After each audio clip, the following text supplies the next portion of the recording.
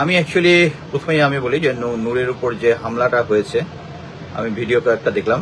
Police এবং সেনাবাহিনী ISPR যে বিবৃতিটা দিয়েছে ওটার মধ্যে বলেছে যে সেনা সদস্য পুলিশ সদস্য আহত হয়েছে, বা তাদের হাতে যে নূর আহত হয়েছে সেটা কোনো উল্লেখ নেই।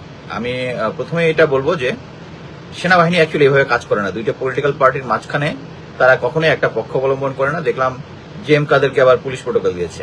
আমি 18ই আগস্ট সম্ভবত আমার ওয়ালে আছে, আমি বলে দিয়েছিলাম যে আওয়ামী লীগ এবং ইন্ডিয়ার এখন যৌথ প্রযোজনায় আসতেছে হচ্ছে, তারা এখন ফেরত আসবে জাতীয় পার্টি হয়ে, এবং এটাই কিন্তু এক্স্যাক্টলি ওইটা হচ্ছে। এদিকে জেনারেল ওয়াকার কতগুলো অল্টারনেটিভ রেখে দিয়েছিল এখানে। অল্টারনেটিভ কি? একটা হচ্ছে ভিপি নূরের party. I am not a great fan of VP Nur. তার বিভিন্ন জায়গায় টাকা পয়সার অনিয়মটা আমার কাছে বিশ্বাসযোগ্য মনে হয়েছে। বাট এই কারণে আমার কাছে শুধু সন্দেহ হয় যে এই ঘটনাটা ঘটেছে অ্যাকচুয়ালি নূর জাতীয় পার্টির মতো দলকে গিয়ে তার অফিস গিয়ে দখল নিবে বা ওখানে একটা এনার্কি করবে, এই স্ট্রেংথ তার নাই। তাহলে কেন ওখানে গিয়েছিল? আমার ধারণা কেউ তাকে দিয়ে এটা করাইছে। এটা আমার ধারণা কাউকে দিয়ে করাইছে যে এখানে গন্ডগোল পাকাইতে চায়। কে গন্ডগোল পাইছে? এবং আর্মি ওখানে গিয়ে নূরদের দলকে পেটাপিটি করছে, এটা একদম মেনে নেওয়া যায় না। কঠোর নিন্দা জানাই, কঠোর নিন্দা। সেনাবাহিনী এভাবে কাজ করে না।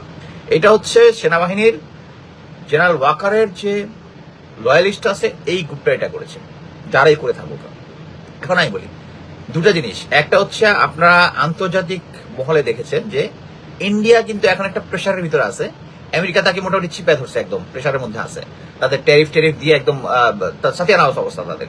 এরকম একটা সিচুয়েশনে তারা, আমি যেটা খবর পেলাম, তারা ডিসিশন নিয়েছে। তারা কোথাও কোনো সাকসেস দেখাইতে পারতেছে না, কিন্তু আমেরিকার একটা ইন্টারেস্ট আছে বাংলাদেশে।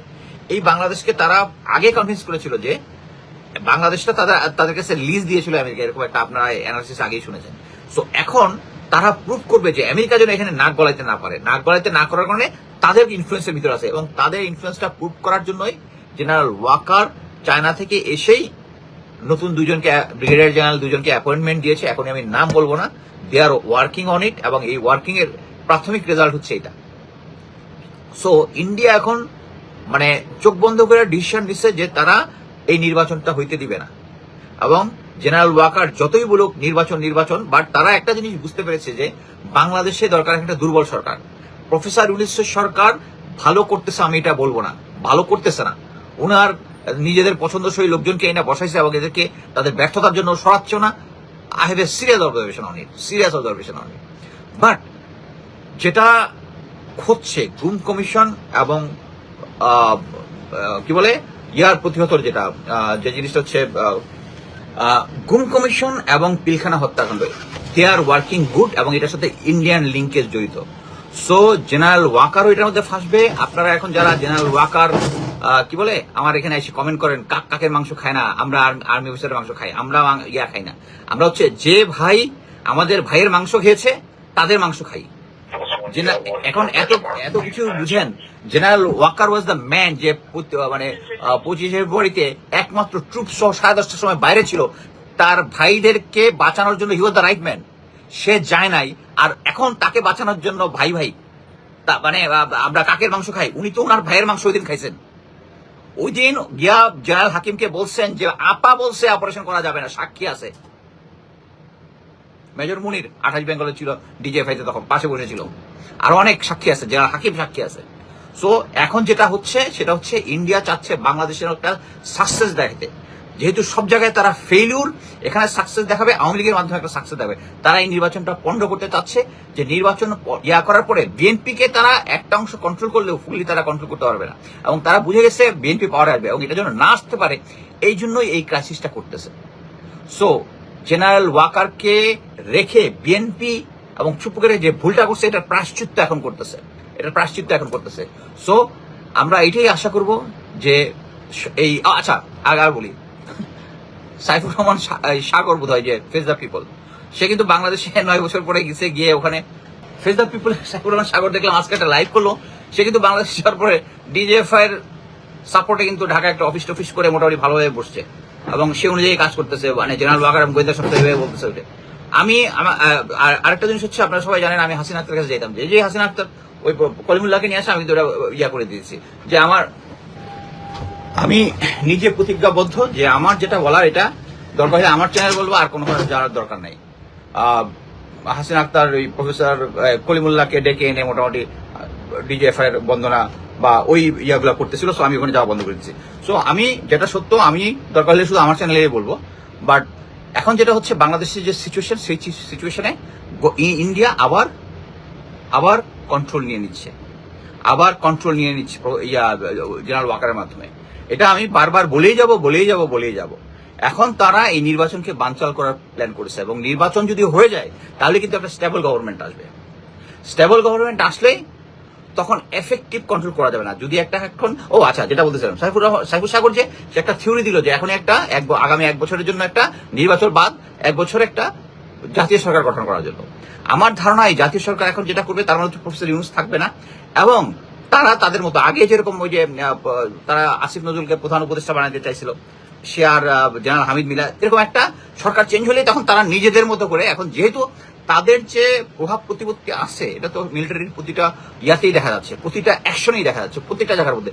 না হলে দেখেন, আমি শিওর যে বর্তমান পরিস্থিতিতে এই যে হোম মিনিস্টার,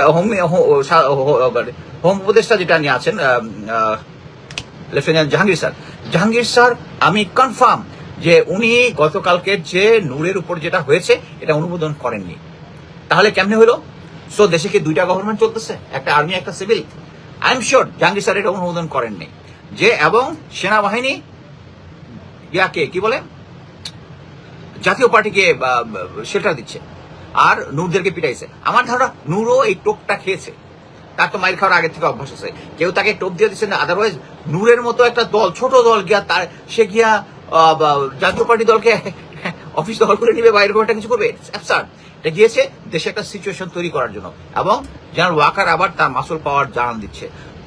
আমাদের সবচেয়ে দুর্ভাগ্য যেটা আমাদেরকে মিলিটারিতে বারবার যেটা শেখায় সেটা হচ্ছে শত্রুর মুভমেন্ট কোথায় হবে, যদি সম্ভাব্য যদি কোনো দেশের সাথে যুদ্ধ হয়, হ্যাঁ, শত্রুর কোন ডিভিশন কোথায় আছে, কি আছে, কোন জায়গায় কি আছে, শত্রুর মুভমেন্ট কোন দিক দিয়ে হচ্ছে, শত্রুর স্ট্রেংথ কি, উইকনেস কি, এটা আমরা অ্যানালিসিস করে বের করি যে শত্রু কোন দিক থেকে আসবে, বা শত্রুর এখন স্ট্রেংথ কত, শত্রু আক্রমণ করবে কিনা।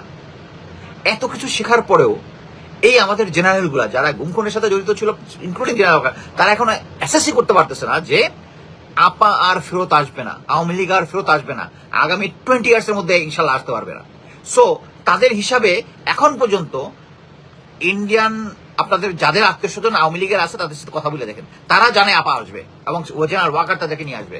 আর মাঝখানে কয়েকদিন ধরে একটা মানে কুসুম ইয়ার টাইপ জেনারেল ওয়াকারের বিরুদ্ধে এসে কথা বলে গেছে আওয়ামী লীগের কয়েকটা পান্ডা। সো এটা হচ্ছে অল সেট গেম। সো এখন যেটা হচ্ছে জাতীয় পার্টি হচ্ছে মেইন প্লেয়ার। এখন জাতীয় পার্টি মেইন প্লেয়ার হয়ে বাকি যে 2টা দলকে, একটা দলের নাম বলবো না, আর একটা ছিল নূরের পার্টি, তাদেরকে রেডি করছিল যে এরা মিলিটারির মধ্যে, মিলিটারির কিছু লোকজন থাকবে, তারা যাবে, তারা এই কি বলে সফট আওয়ামী লীগ বা কি বলে রিফাইন্ড আওয়ামী লীগ, এখন নাম চেঞ্জ করে ওই নামে তারা যাবে। বাট এটা এখন ইয়ার থেকে ডিসিশন আসছে যে এটা জাতীয় পার্টি হইতে হবে। সো এটারই সাপোর্ট দিচ্ছে জেনারেল ওয়াকার। আমি আবারও নূরের সুস্থতা কামনা করি। এটার যে যারা এই তাকে এভাবে মারধর করেছে, আমি মনে করি এটার বিচার হওয়া উচিত। এটা যদি বিচার না হয়, সেম গুম খুনের বিচার সেনাবাহিনী এই ধরনের কাজ করলে পার পেয়ে যায়, তাকে বলতে হবে যারা এই অনগ্রাউন্ডের সৈনিকরা কাজটা করেছে, অফিসাররা কাজটা করেছে, তাদেরকে বলতে হবে তাকে কে আদেশ দিয়েছে এটা করার জন্য। এবং আমি মনে করি লেফটেন্যান্ট জেনারেল জাহাঙ্গীর স্যার এখন উচিত এটা নিয়ে ইনভেস্টিগেট করে এই জিনিসটা ক্লিয়ার বের করা। স্যার, আপনার কাছে পাওয়ার আছে, সেই পাওয়ারটা এক্সারসাইজ করেন বাংলাদেশের জন্য। এবং সেই জেনারেলগুলো এখনো বুঝতেছে না, তারা এখনো এই যে কয়টা পলাতক জেনারেল আছে এবং 2জন সার্ভিং জেনারেল এখন আছে, লেফটেন্যান্ট মেজর জেনারেল কবির এবং মেজর জেনারেল শেখ সরওয়ার, তারা এখনো সার্ভিং জেনারেল এবং তাদের কি বলে পাসপোর্ট জব্দ করা হচ্ছে। তারা গিয়ে গুম কমিশনের কাছে বিবৃতিও দিয়েছে, সবকিছু দিয়েছে, সবাই কনফিডেন্স, বাট তাদেরকে এখনো চাকরিতে রেখেছে জেনারেল ওয়াকার। এবং এরাই চাচ্ছে একটা গন্ডগোল পাকায়া যেন এই সরকারটা চেঞ্জ হয়ে নেক্সট কোনো সরকার আসে, তখন দেখবেন গুম কমিশন সবকিছু বাতিল হয়ে গেছে। তখন ইন্ডিয়া আবার যে বাংলাদেশে কিছু একটা দেখাইতে যাচ্ছে, তখন তারা ইন্ডিয়া আবার বাংলাদেশের মাধ্যমে আবার আমেরিকার সাথে নেগোসিয়েট করবে। ধন্যবাদ।